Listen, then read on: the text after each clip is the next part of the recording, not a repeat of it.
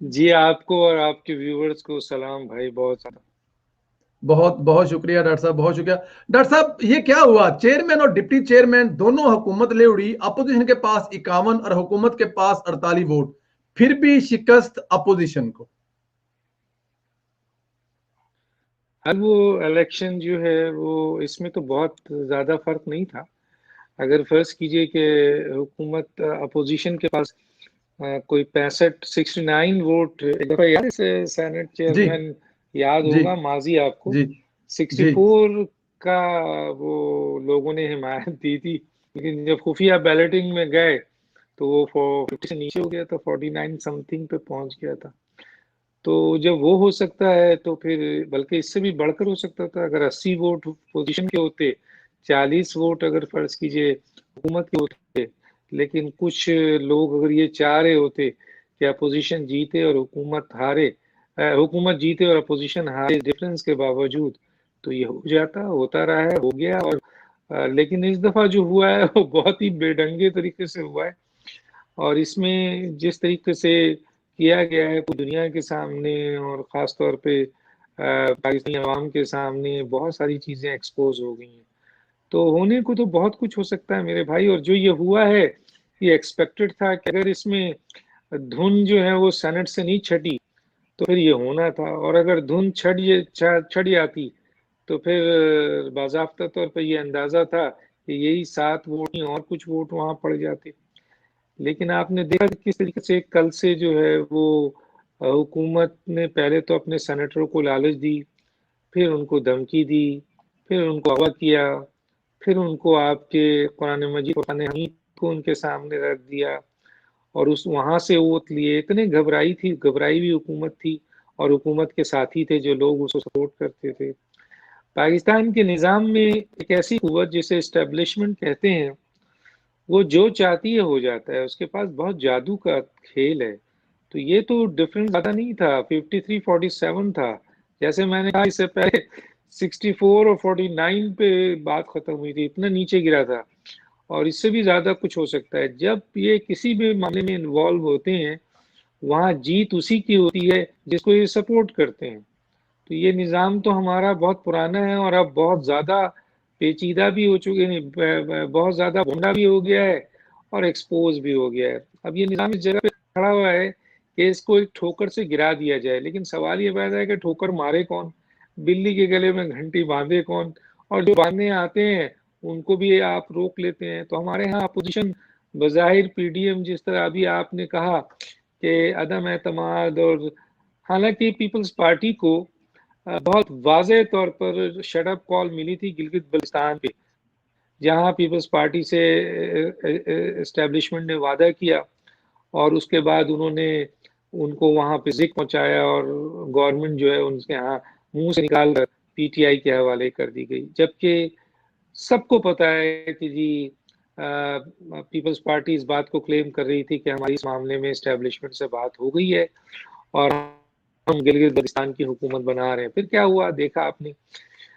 उसका सबक शायद पीपल्स पार्टी ने नहीं सीखा। फिर शायद पीपल्स पार्टी ने सेनेट में आ गए। सेनेट में जब यूसुफ रज़ा गिलानी के बहैसियत मेंबर इलेक्ट होने की बात आई तो वहाँ, क्योंकि सब चीज़ ये प्लानिंग का हिस्सा थी और ये सोची समझी स्कीम का हिस्सा था कि मेंबर बनने दिया जाए, लेकिन असल जो मार्का है वो चेयरमैन सेनेट का है। चेयरमैन।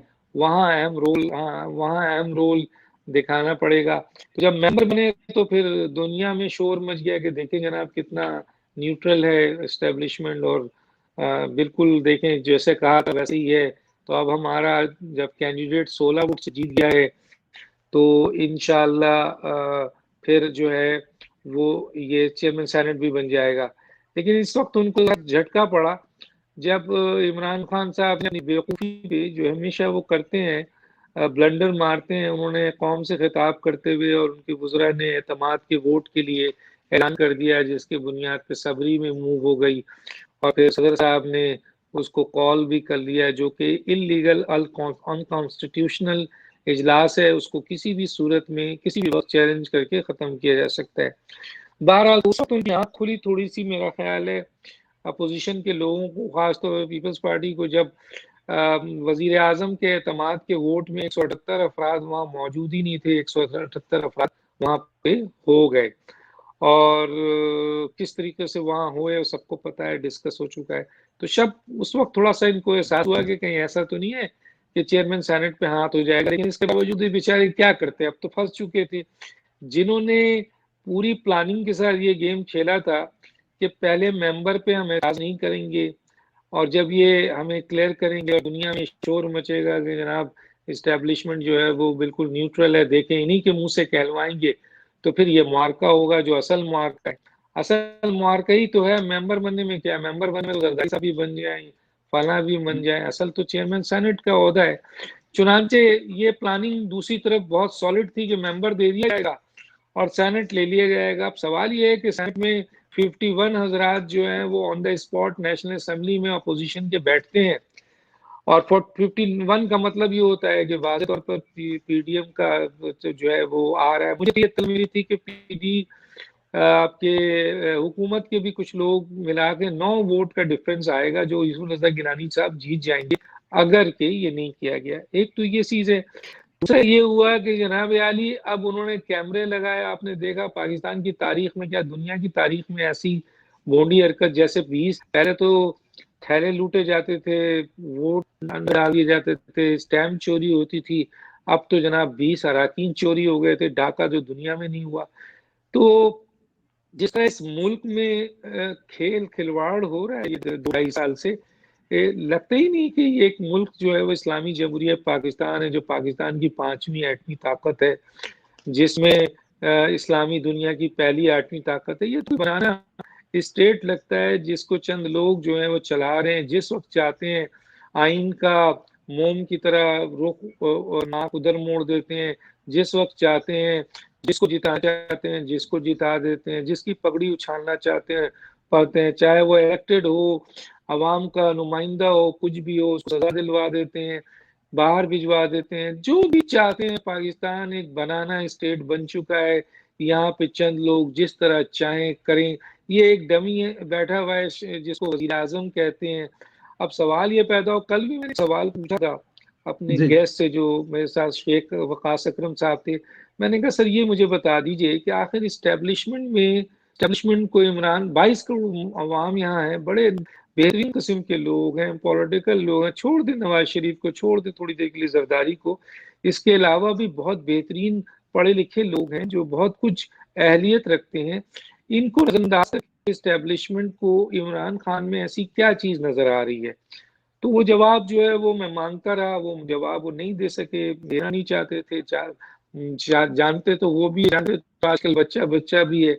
अब जिस तरह ये आज के सेनेट इलेक्शन चोरी हुआ, और देखिए अगर इस तरह से ये वोट रिजेक्ट ना करवाते और इस तरह से जो, और वोट ही भी आप जाहिर आपको पता है कि ये जो है कानूनी तौर पर ये वोट जो है डिस्कार्ड नहीं होता है, क्योंकि इस सिलसिले में सुप्रीम कोर्ट का एक डिसीजन भी मौजूद है जिसमें जनाब मोहम्मद हलीम चीफ जस्टिस 5 रुकनी बेंच ने, डॉक्टर शेर अफगान न्याजी बड़ा जबरदस्त पार्लियामेंटेरियन था, उनके एक केस था, इसी किस्म का इशू था, उन्होंने कह दिया था कि भाई ये जो वोट है डिस्कार्ड इसलिए नहीं होगा कि अगर किसी वोट से ये अंदाजा हो जाए स्टैंप से या मोहर से कि ये किसको देना चाहता है, तो फिर वो वोट डिस्कार्ड नहीं होगा।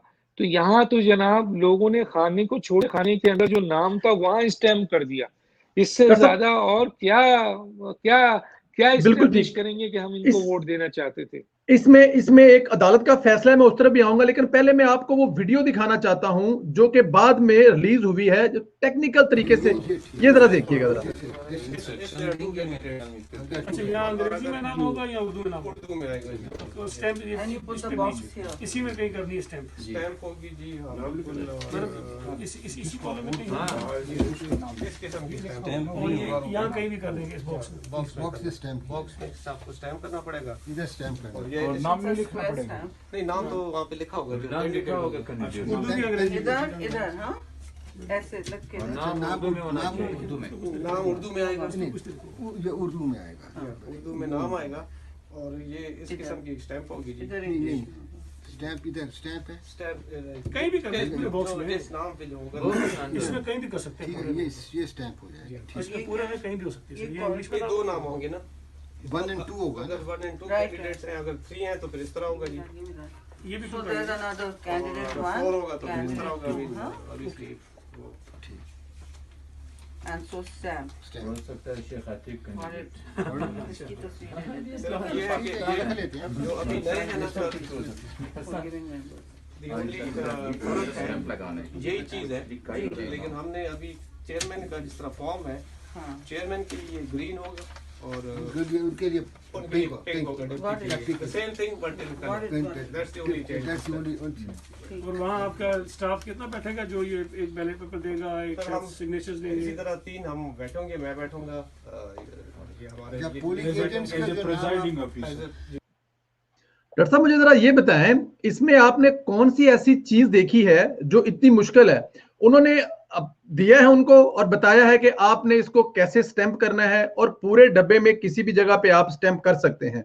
तो टेक्निकली तौर पे मतलब उनको गलत राह दिखाई गई है, या उनको ये क्यों नहीं कहा गया कि नहीं भाई ये वाली जगह है, पूरे डब्बे में वगैरह पूरे डब्बे में आमने सामने आगे पीछे उसके ऊपर कहीं भी आप लगा दें। वो बार बार कह रहे हैं, सईद गनी साहब कह रहे हैं कहीं भी लगा दें, पूरे डब्बे में कहीं भी लगा दें, और वो उनसे कह रहे हैं जी बिल्कुल ठीक है।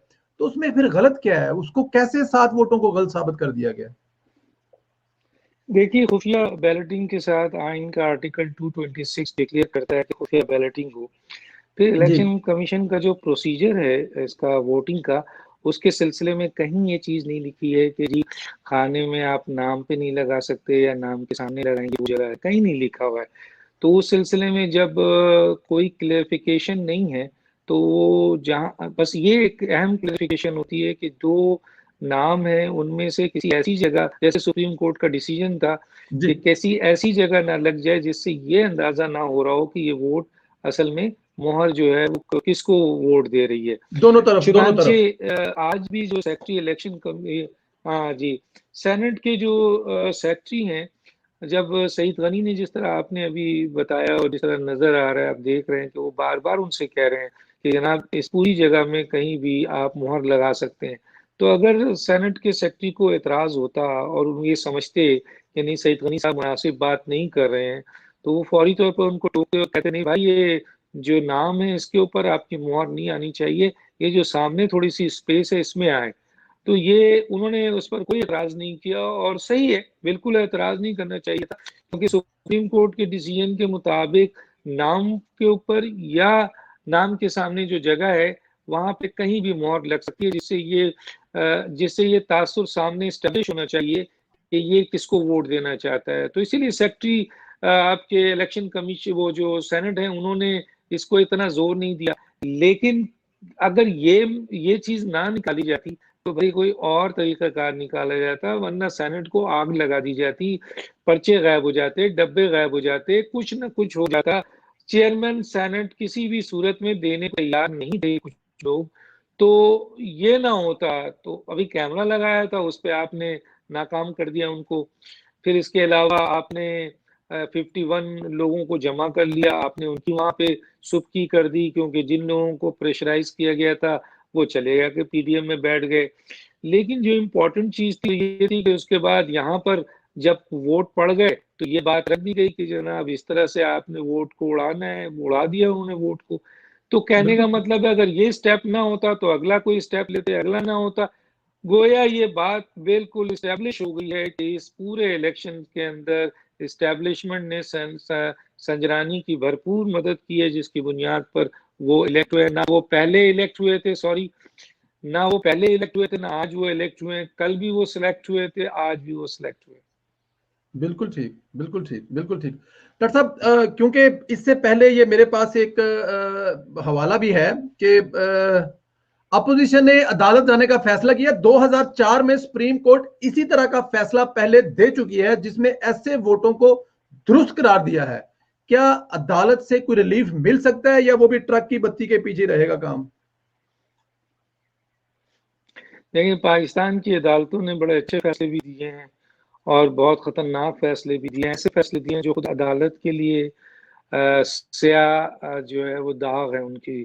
और अभी हालिया कोई बहुत दूर जाने की जरूरत नहीं कि हम 1956 का जस्टिस मुनीर को लेकर बैठे हैं, या फिर 80s में चले जाएं या 70s में चले जाएं, या जुल्फ़िकार अली भुट्टो वाला केस ले लें या नवाज शरीफ और बेनज़ीर वाला केस ले लें। नहीं जनाब, अभी हालिया सुप्रीम कोर्ट की किसी और अदालतों को तो छोड़ें, सुप्रीम कोर्ट के मैं फैसलों पे आ रहा हूँ।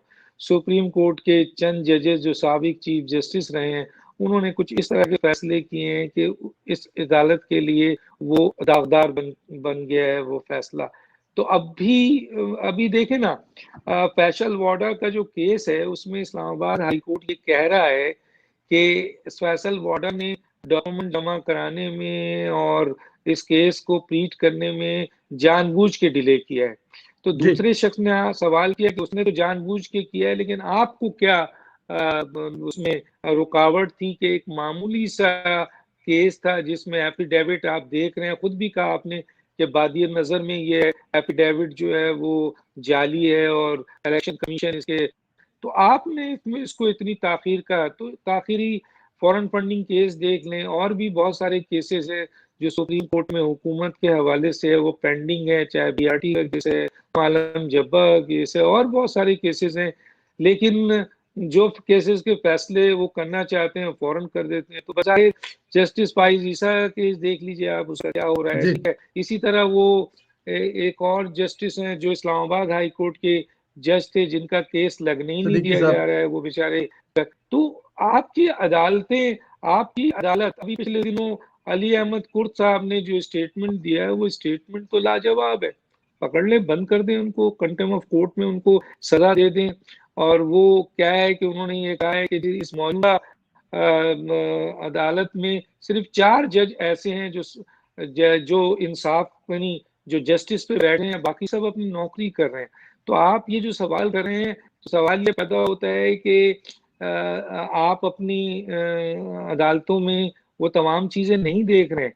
तो मैं किसी का नाम कोड नहीं करना चाहता, सिर्फ अली अहमद कुर्द की ही स्टेटमेंट को अगर आप ले लें तो, और ये तमाम चीजों को देख लें जो फैसले आ रहे हैं, नहीं आ रहे हैं, कैसे हो रहे हैं, क्या नहीं हो रहे हैं, क्या चीज है। जैसे फर्ज कीजिए कि आइन के आर्टिकल 226 के तहत सदर ने जो रेफरेंस भेजा, जो पटिशन दाखिल की थी सुप्रीम कोर्ट, मुझ जैसा एक तालिब इल्म को ये पता था कि ये जो है वो बनते ही नहीं है केस, और इसको ऑन द स्पॉट मैंने कह दिया था, और बहुत सारे दूसरे लोगों ने, मुझ जैसे लोगों ने भी ये जुमला कहा।